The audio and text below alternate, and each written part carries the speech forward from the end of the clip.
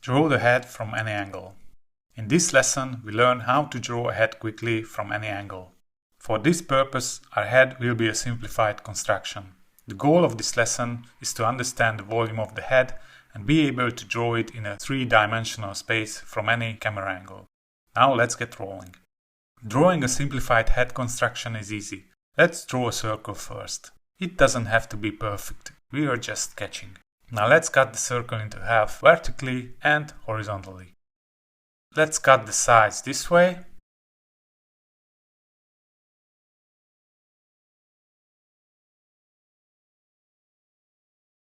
And connect these points.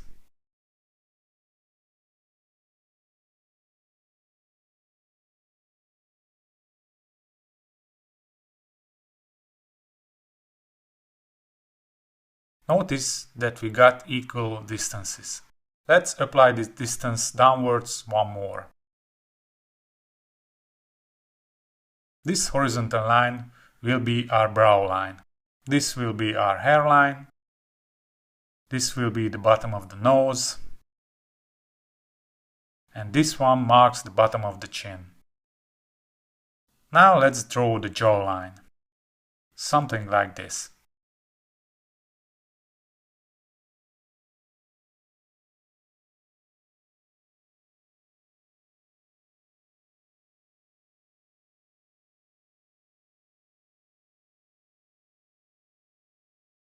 And this will be the outline of the upper half of the head.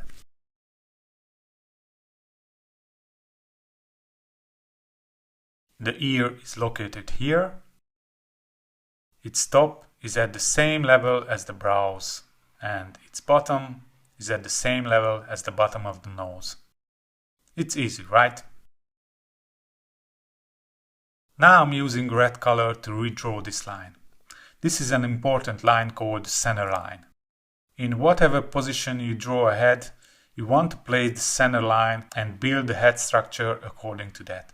The center line crossing with the brow line marks the orientation of the head you draw in the 3D space. Now let's draw the head from side.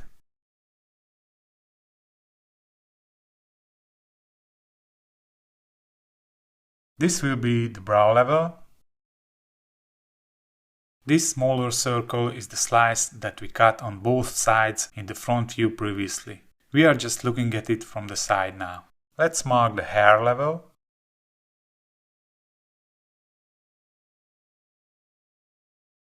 Now I'm drawing an almost vertical line, which will be the contour line of the face. Here is the bottom of the nose, and it's the bottom of the chin. Now the jawline looks something like this in side view. And the ear is right here. Let's draw quickly the main facial features. The brow,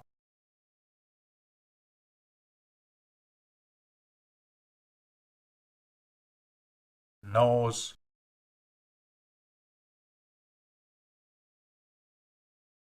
the lips, and the curve of the chin. The forehead looks like this. And let's place the eye too.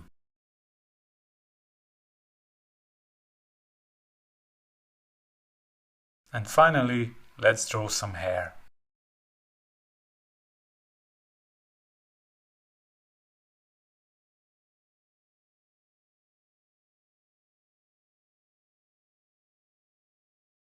Now I'm redrawing the contour line of the face. Try to memorize the tilt angle of the lines of each facial feature.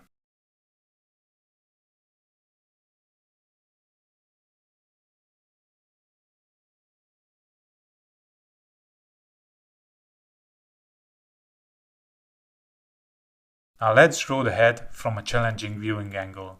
We will be looking at it from front and below. In this position you can observe a fundamental drawing principle called foreshortening. First, I mark the key levels on the center line: the hair, the brow, the nose, and the chin. Now realize that the distance between them is not equal this time. This is because we are looking at this head in perspective, meaning it's in the 3D space now, and we want the viewer to feel the depth of this object. When you draw in perspective, distances shorten, and objects get compressed as they move away from the viewer. The farther an object is from the viewer, the shorter its length will be. These are all equal distances if you measure them on the face, but in perspective drawing, which tends to create the illusion of the three-dimensional real world, these distances look differently.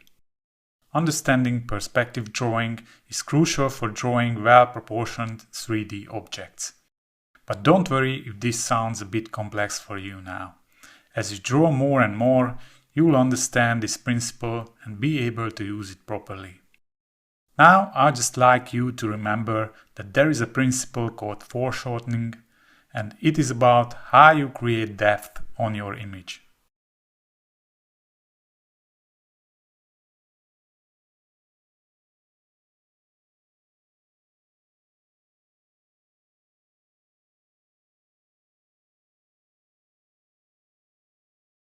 Now I'm illustrating with these curves that this head is a rounded object.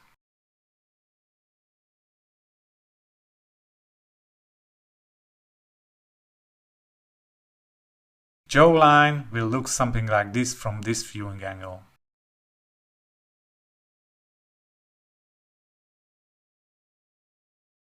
The curves drawn previously help me to locate the ears.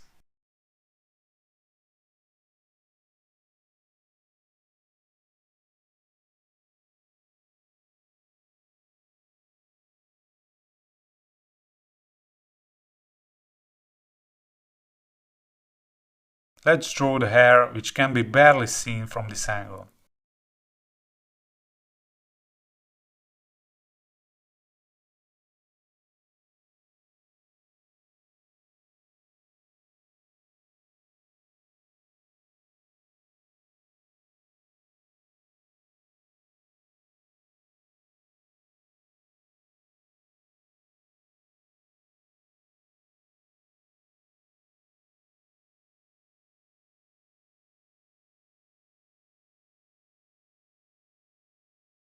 A little bit of details to the mouth.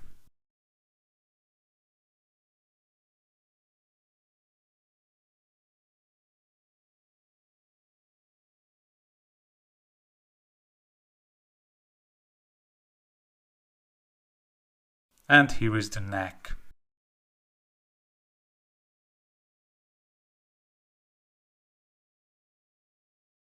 Let's emphasize the different distances coming from foreshortening.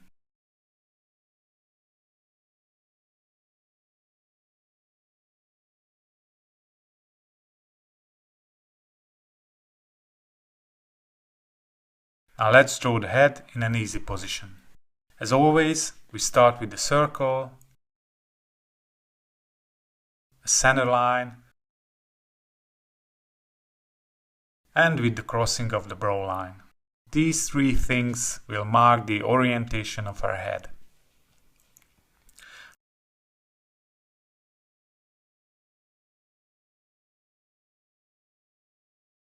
I'm locating the other key points as usual.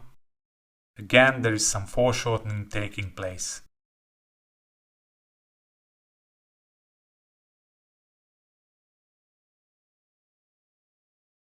The jawline looks like this. The ear is located here. I'm drawing a simplified nose.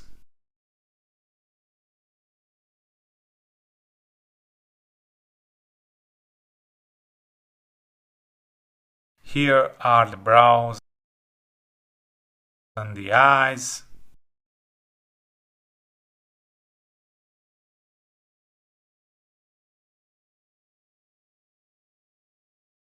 I'm drawing the contour line of the other side of the face, something like this.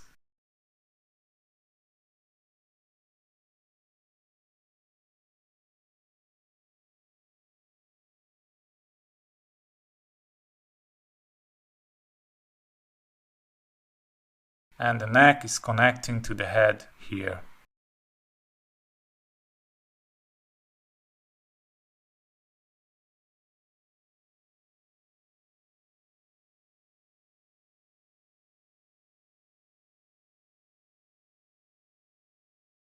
Now realize how foreshortening appears on this drawing. The side of the face that is on the left is narrower than the one that is closer to us. The width of each feature there is shorter. The eyebrow, the eye, that half of the lips, they are all shorter than the pairs on the other side. You can learn this by practicing a lot. To learn this skill is important for drawing and painting nice pictures. Now let's draw another commonly used position. We are going through the same steps.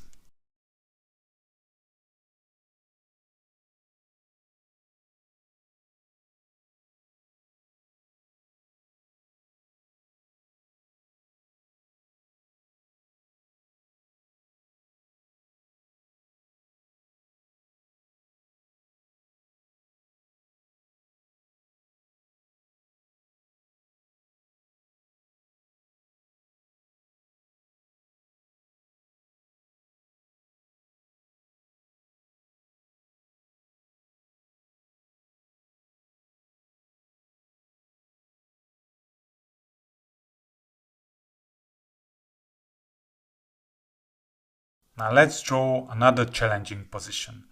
We are looking at our figure from the top. I'm trying to mark the key points according to the foreshortening principle.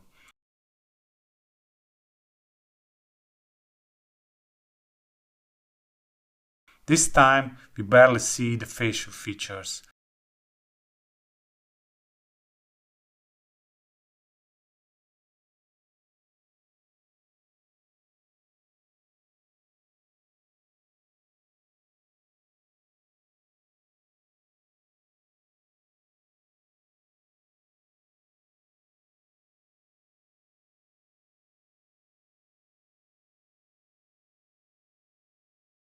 Let me also draw the body to support the position of the head.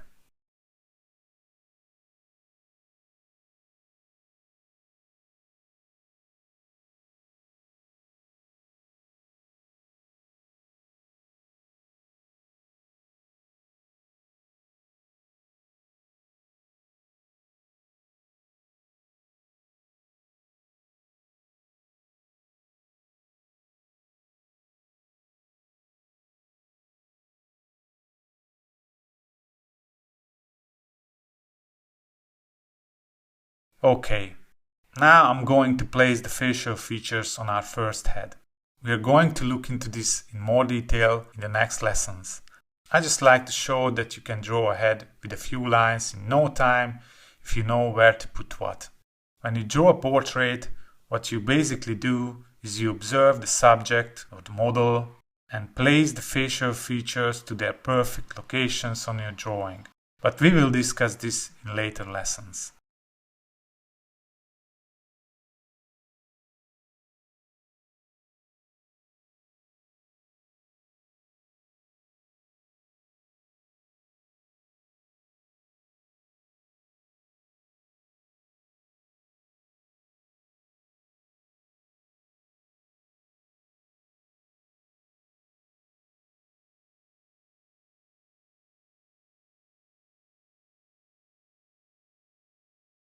Now let me show you a teaser about the power of shading.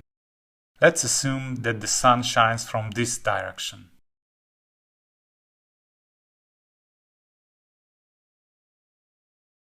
I'm using a middle gray tone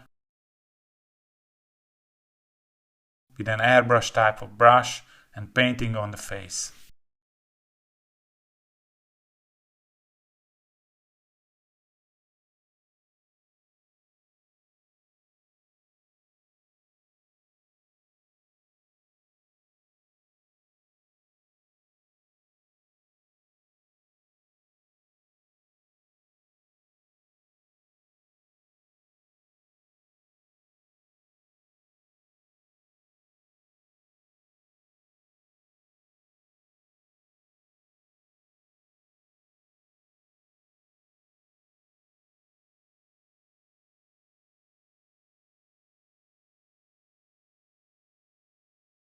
And let's pick a bit darker tone to create more contrast. If you'd like to learn this stuff and more, keep watching my lessons. In case you feel yourself motivated, you can find further drawing exercises in the PDF attached to this lesson.